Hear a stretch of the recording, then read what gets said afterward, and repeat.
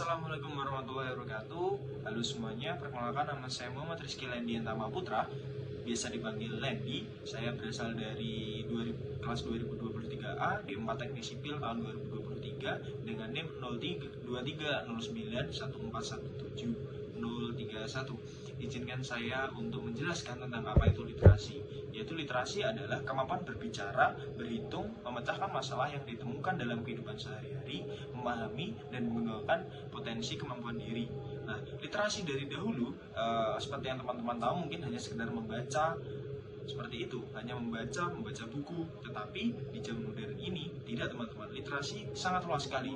Tidak hanya sekedar bagaimana suatu bangsa bisa bebas dari buta aksara, tetapi bagaimana juga budaya literasi dapat meningkatkan kemampuan berkolaborasi, berpikir kritis, kreatif, komunikatif, sehingga mampu memenangkan persaingan global dari dunia itu sendiri. Lalu yang selanjutnya nih, kan ketika kita berbicara tentang era modern, pasti ada yang namanya era digital, teman-teman. Nah, literasi digital, kata ini baru muncul. Nah, apa itu literasi digital, teman-teman? Yaitu pengertiannya, menurut para ahli nih, menurut Paul Brister pada tahun 1997, literasi digital diartikan sebagai kemampuan untuk memahami dan menggunakan informasi dalam berbagai bentuk dari sumber yang sangat luas yang diakses melalui piranti komputer. Karena pada tahun 1997 hanya terdapat komputer untuk media digitalnya.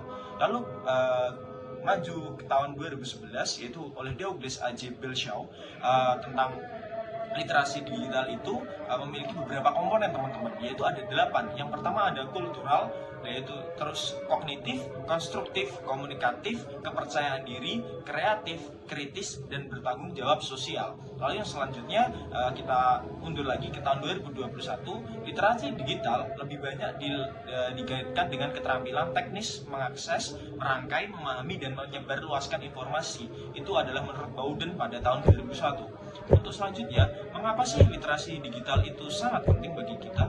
Yang pertama, literasi digital merupakan hal yang penting yang dibutuhkan untuk dapat berpartisipasi di dunia modern.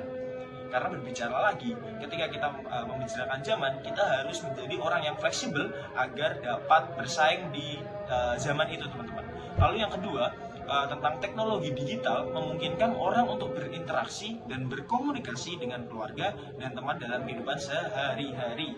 Jadi untuk sarana komunikasi ini dipermudah ya, teman-teman, untuk literasi digital ini. Lalu yang selanjutnya yaitu literasi digital berarti dapat memproses berbagai informasi yang diolah melalui memahami pesan dan berkomunikasi dengan efektif dengan banyak orang lain dalam berbagai bentuk. Bisa dari video, yaitu video call, lalu habis itu bisa dari pesan WhatsApp, pesan singkat, email, dan banyak lagi, teman-teman.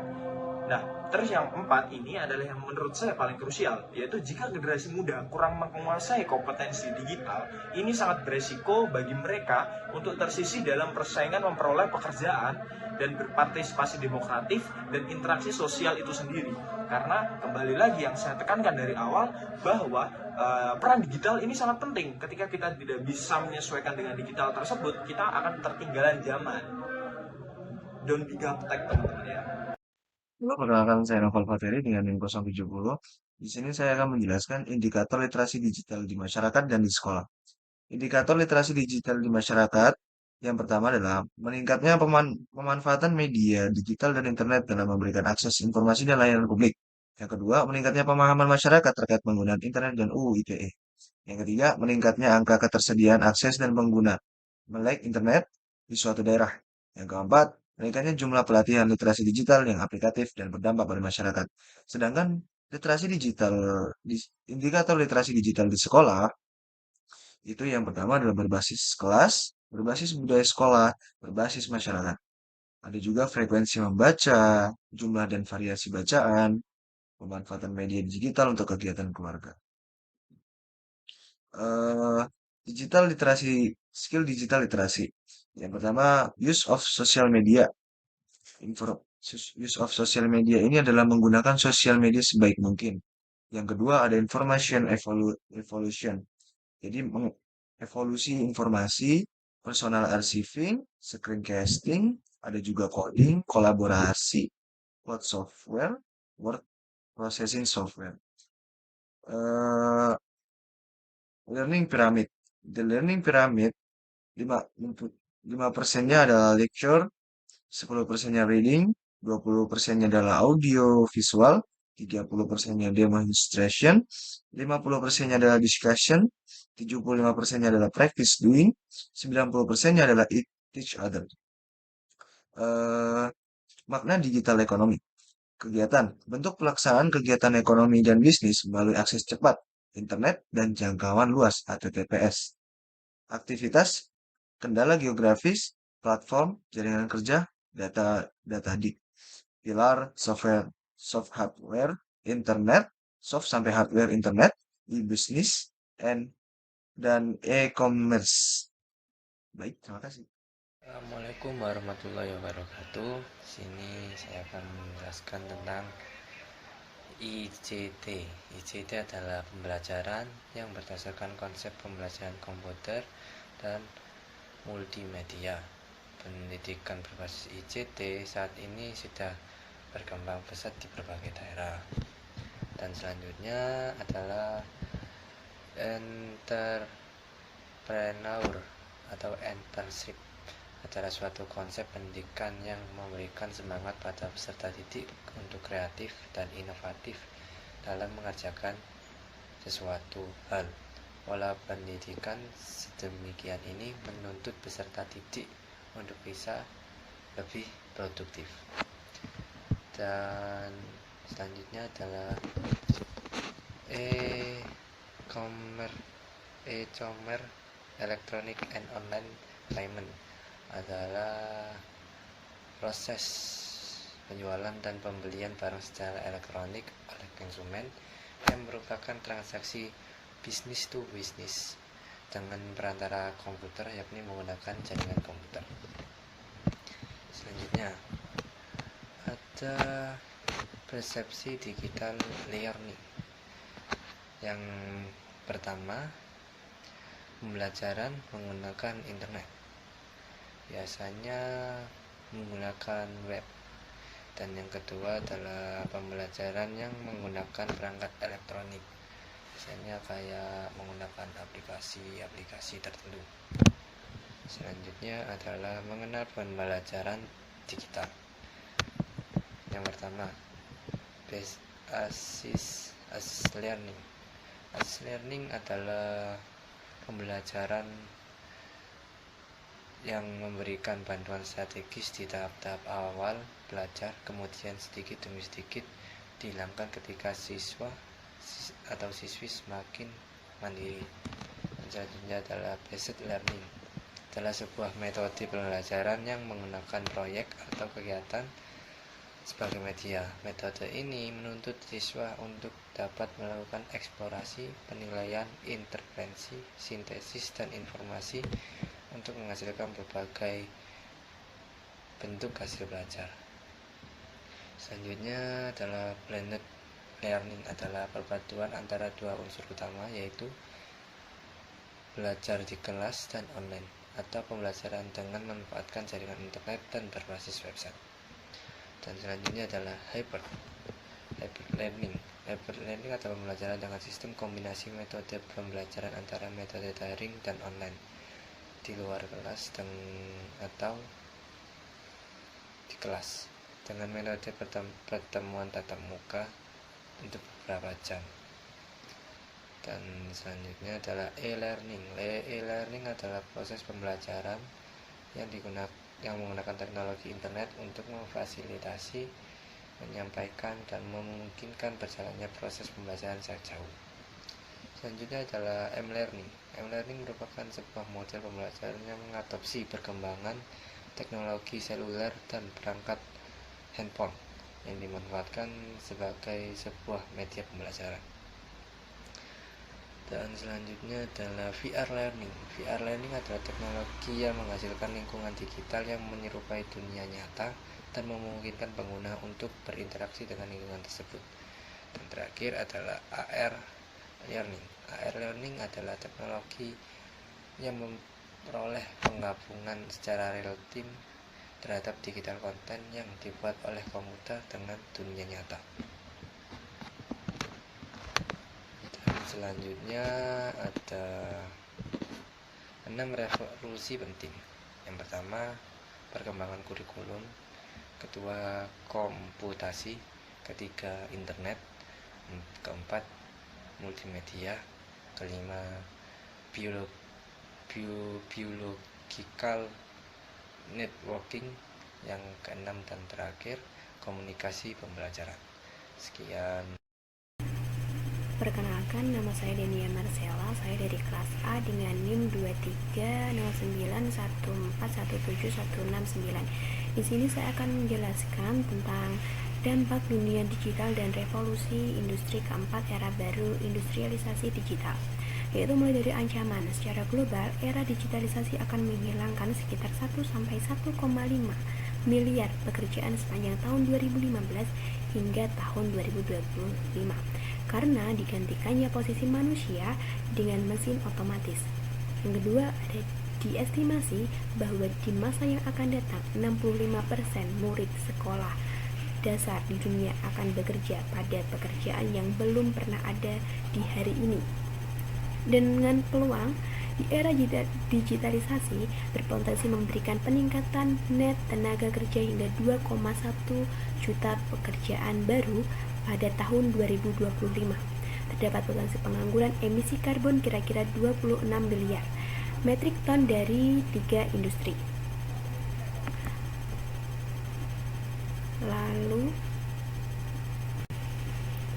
Lalu ada fungsi ICT dalam pembelajaran. Yang pertama ada sebagai sistem pembelajaran, yaitu e-learning, online learning, MOOCs, virtual learning, open distance learning. Yang kedua ada sebagai media pembelajaran, yaitu sebagai multimedia presentasi, alat bantu atau teaching aids, individual learning, simulator, 2D, 3D, or 4D, media video animasi.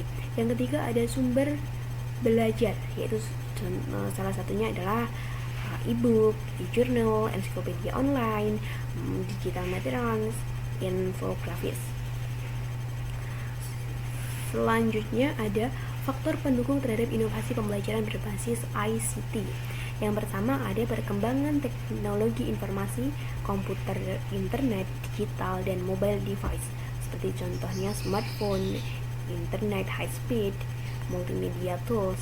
Yang kedua ada 21st century skills atau framework pembelajaran abad 21, yaitu contohnya sebagai digital literasi, collaboration, innovation, dan lain sebagainya. Yang ketiga ada momentum generasi milenial, generasi digital native and alpha gen, yaitu 18,4% pengguna internet usia 10 hingga 24 tahun, 29,2% usia 35 sampai 40 tahun.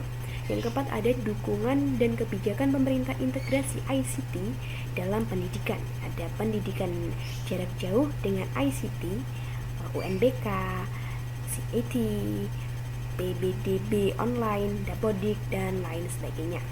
Selanjutnya ada tantangan terhadap inovasi pembelajaran. Yang pertama, ketersediaan infrastruktur TIK atau ICT, yaitu seperti hardware, software, data center.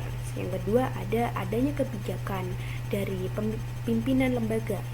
Program ICT masuk ke dalam Restra atau RKS sekolah. Yang ketiga, ada perlunya peningkatan kompetensi guru dan PTK, seperti workshop, training, IHT, seminar, magang, dan lain sebagainya. Yang keempat, ada pengembangan perangkat lunak atau tools yang relevan, seperti aplikasi yang mendukung akademik dan aplikasi pendukung belajar lainnya.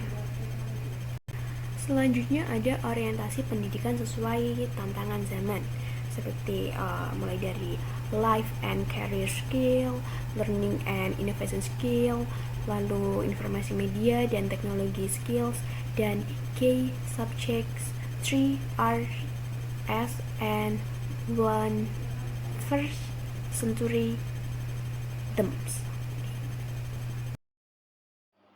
Perkenalkan, nama saya Nila Citra Denata dengan NIM 230914172207, akan melanjutkan penjelasan dari teman saya sebelumnya. Pembelajaran tradisional dan pembelajaran digital memiliki beberapa perbedaan signifikan. Yang pertama adalah media dan alat pembelajaran. Traditional learning menggunakan buku, papan tulis, dan materi yang berbentuk cetak sebagai media utama, sedangkan digital learning menggunakan perangkat komputer, tablet, internet, perangkat lunak pembelajaran, dan sumber daya digital lainnya. Yang kedua adalah aksesibilitas. Traditional learning terbatas oleh lokasi fisik, sementara digital learning dapat diakses dari mana saja dengan koneksi internet. Yang ketiga adalah fleksibilitas. Digital learning memungkinkan siswa belajar sesuai jadwal dan kecepatan mereka sendiri, sementara traditional learning biasanya memiliki jadwal kelas yang ketat. Yang keempat adalah interaksi. Pembelajaran tradisional cenderung lebih berfokus pada interaksi langsung antara guru dan siswa, sedangkan digital learning dapat mencakup berbagai bentuk interaksi seperti forum diskusi online, kelas virtual, atau kolaborasi melalui alat digital. Yang kelima adalah materi pembelajaran. Digital learning memungkinkan penggunaan multimedia, animasi, video, dan simulasi untuk memperkaya materi pembelajaran. Sedangkan traditional learning cenderung lebih terbatas pada teks dan gambar statis. Yang keenam adalah pemantauan dan evaluasi. Digital learning dapat menyediakan data dan statistik tentang kemajuan siswa dengan lebih mudah, sedangkan traditional learning mengandalkan metode evaluasi tradisional seperti ujian tertulis. Yang ketujuh adalah keterlibatan siswa. Dalam digital learning, siswa sering memerlukan kedisiplinan diri yang lebih tinggi karena mereka harus mengatur jadwal dan memotivasi diri sendiri. Sedangkan pembelajaran tradisional cenderung memiliki struktur yang lebih terarah. Yang terakhir adalah penyesuaian. Digital learning lebih mudah untuk disesuaikan dengan gaya belajar individu melalui penggunaan berbagai alat dan sumber daya. Jadi penting untuk diingat bahwa baik pembelajaran tradisional maupun digital memiliki kelebihan dan kekurangan masing-masing, dan pendekatan yang efektif dapat bervariasi tergantung pada konteks dan tujuan pembelajaran. Selanjutnya adalah modus pembelajaran ICT separated versus integrated. Yang pertama adalah pembelajaran ICT terpisah atau separated ICT learning. Ini mengacu pada pendekatan di mana teknologi, informasi, dan komunikasi digunakan secara terpisah dan terisolasi dari materi pelajaran utama, di mana ICT ini digunakan sebagai alat atau sumber daya yang terpisah dari kurikulum utama. Yang kedua adalah pembelajaran ICT terintegrasi atau integrated ICT learning. Ini mengacu pada pendekatan di mana teknologi informasi dan komunikasi diintegrasikan ke dalam materi pelajaran utama. Dalam hal ini, ICT digunakan sebagai alat yang menggantikan atau melengkapi metode pembelajaran tradisional sehingga menciptakan pengalaman pembelajaran yang lebih menyeluruh dan terintegrasi.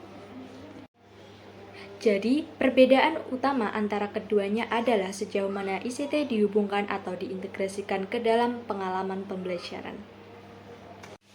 Selanjutnya adalah cara menguasai ICT. Yang pertama adalah mengikuti workshop dan pelatihan ICT. Yang kedua, belajar mandiri melalui fasilitas internet. Yang ketiga, magang ICT pada lembaga profesional. Yang keempat adalah belajar dari buku.